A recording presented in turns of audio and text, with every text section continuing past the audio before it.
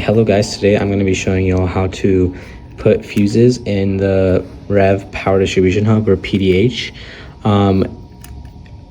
Fuses are required for every component on the robot, especially motors and different components that connect into the PDH, because we don't want something to draw too much power and be a danger to the system. So I'm going to show you all how to put fuses in and put fuses out. So for example, if you want to connect a motor to pin ID number 9 here on the PDH, you would have to put a fuse in order for it to get power. That's just basically how it works, because the electricity travels through the fuse into the motor. So okay, I'm going to show you how to put the fuse in. So if you see, you can put in any orientation this way or this way, as long as the pins coming out of the fuse go into the holes properly. If you see that they're coming out here, but sometimes there's a little area above them that it might not fit into and accidentally go into there, and the fuse will not work. So you have to make sure you're aligning it correctly in order for it to fit perfectly in there.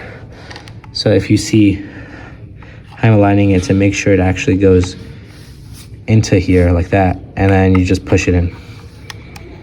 Just push it in like that, and the fuse is there.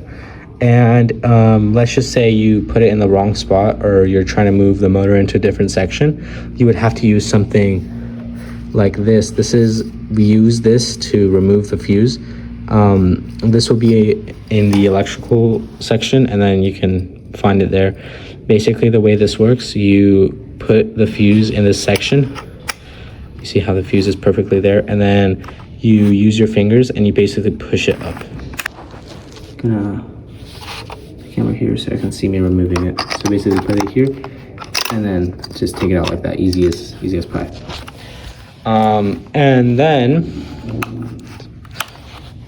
those are for motors here. Remember, for like connectors here, remember that only motor wires really go into here. Other stuff such as the radio, the pigeon, and all the other power wires, some go into the VRM, which I'll explain later, and some would go into this section of the PDH. And if you see their holes here, this works the same way as this, but you would need a different size fuse for it. So if you see, these are 40 amp fuses. You can either use 10 amp fuses or 15 amp fuses, and the way to put them in is the same way. Just make sure you can do it either way. Make sure you align it perfectly with the hole, and you just push it in just like that. And then we can do it for each. Oh, and then also if you need to remove it, I have found that using a flathead like this works pretty well. You just got to be very careful to not damage anything critical on the PDH. So what I do, I just put the flathead like that on the side, and then you can sort of wiggle it off. Or sometimes you need to do it multiple times. Just make sure the flathead goes like there under it, and then you can take it from this side or the other side. Just take it off. Okay, and you can see I'm using my hand to sort of get force on the fuse, just like that. And then yeah, but make sure to have a fuse always in any connector, because if you don't have it, it will not get power.